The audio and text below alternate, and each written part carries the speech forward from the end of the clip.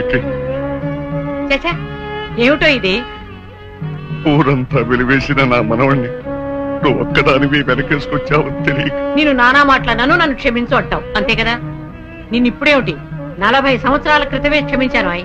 వీరుడు, ఆ రోజు నేను పంచాయతీలో అలా ఎందుకు మాట్లాడానో చెప్పాలని నీ తోటకొచ్చాను. నువ్వు నా మొహం కూడా చూడకుండా వెళ్ళిపోయావు. సరేలే, ఇప్పుడు అవని ఎందుకని పెద్దిరాజుతో చెప్పి ముందు ఆ పెళ్లి ఆపాలి. అదే ముహూర్తానికి శ్రీను సౌందర్యాల పెళ్లి జరిపించాలి. పెద్దిరాజు ఆ పెళ్ళాపడానికి ఒప్పుకుంటాడంటావా? పెద్దిరాజు చాలా పెద్ద మనసు కలవాడు. మనం వెళ్లి శ్రీను సౌందర్యాల ప్రేమ గురించి చెప్తే తప్పకుండా ఒప్పుకుంటాడు. పద వెళ్దాం, పద. అవునమ్మా, నాది పెద్ద మనసే, నేను కాదన్ను. నేను అతి మంచోండి, అది కాదన్ను.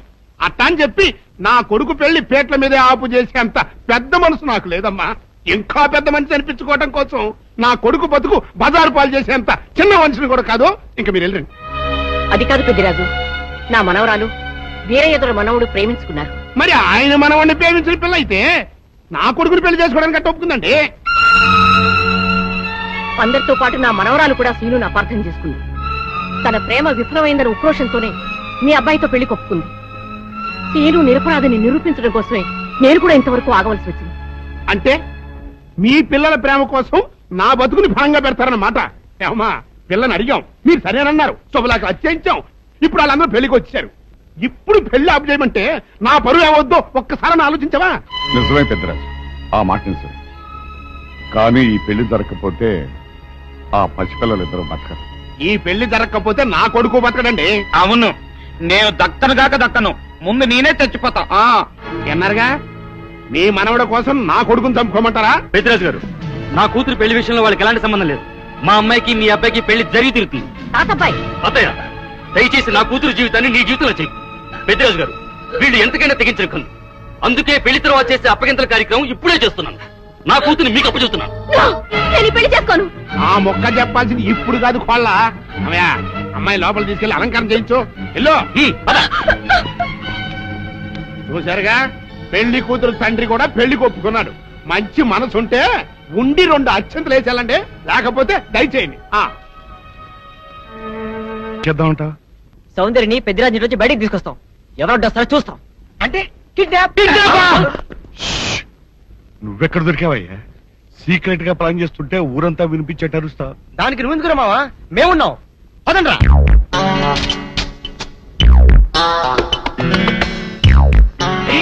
నువ్వు రావద్దు, నువ్వు ఇక్కడే ఉండవు. రండి.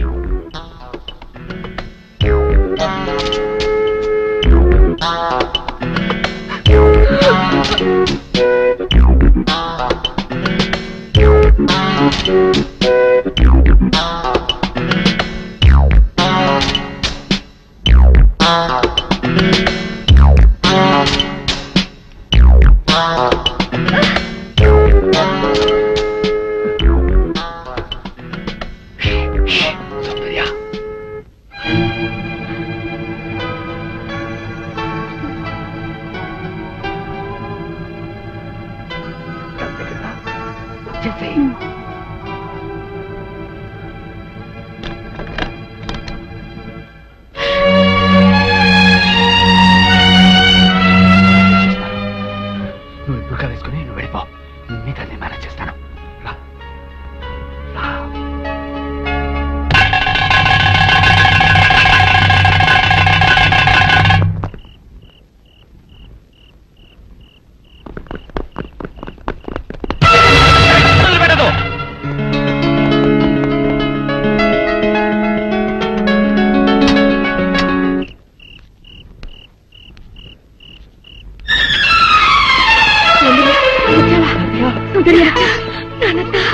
అన్ని విషయాలు తర్వాత మాట్లాడుకుందాం. మీకు అరగంటలో రైలుంది. ఇద్దరు తిరుపతి కొండ మీదకి వెళ్లి పెళ్లి చేసుకోండి. ఇక్కడి పరిస్థితులు బట్టి వీలుంటే మేము కూడా ఆ సమయానికి అక్కడికి వస్తాం. ఇదిగో మీ టికెట్లకి ఖర్చులకి ఈ డబ్బు తీసుకోండి. తాతయ్య, మీరు తొందరగా వెళ్ళాలి. సౌందర్య తప్పించుకుందన్న విషయం పెద్దిరాజుకు తెలిసే లోపలే మీరు ఈ ఊరు వదిలి వెళ్ళిపోవాలి. ఏం పర్వాలేదు, ధైర్యంగా ఉండండి. వెళ్ళండి, పదండి. వెళ్ళండి, వెళ్ళండి.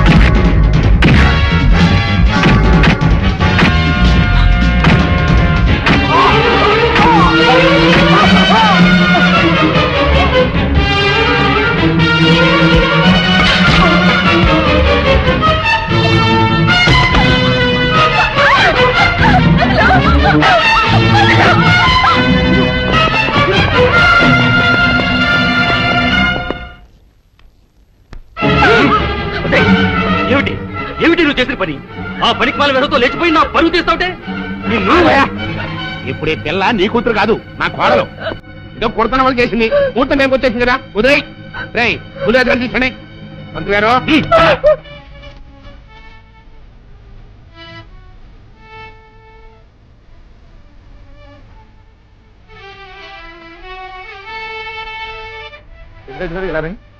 గురుగారు గారు కనపట్లేదు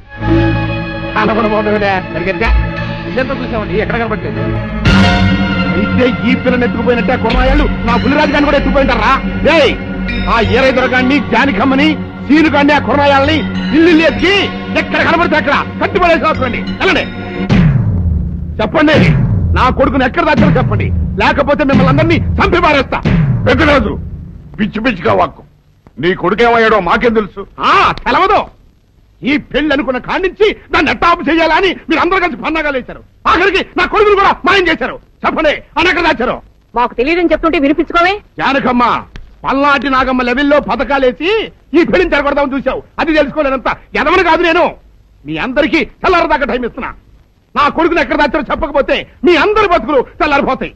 నిజంగా బుల్రాజ్ అయ్యాడో మాకు తెలియదండి. నేను ఇంకేమీ దలుచుకోలేదు మీకు ఇచ్చిన గడువు లోపల మీరు నిజం చెప్పాలి అదే నేను వినాలి అంతే.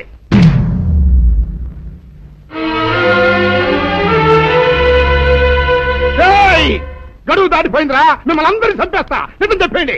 బాబు గారు బుల్రాజు గారిని ఎవరో చంపేసి చెరువులో పడేసి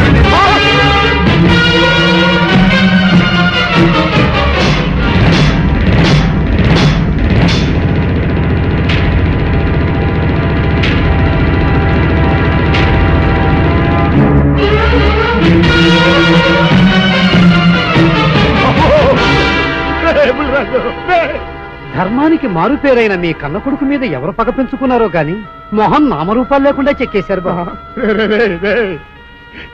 నిన్ను ఈ ఊరి ప్రెసిడెంట్ చేద్దాం కదా అని ఎన్ని కలలు కన్నారా అప్పుడే నీకు నూరేళ్ళు నిండిపోయినాయిరా. బుల్రాజు వచ్చారండి గారు రండి చూడండి ఈ ఘోరం చూడండి. పెద్ద మనుషులు అనుకున్న వాళ్ళందరూ కలిసి పన్నాగం పన్ని నా బిడ్డను పట్టలు పెట్టుకున్నారండి. నా బిడ్డ సాగు కారణమైన వాళ్ళు ఎవ్వరూ బతికి బట్ట కట్టడానికి వెళ్ళలేదండి. ముఖ్యంగా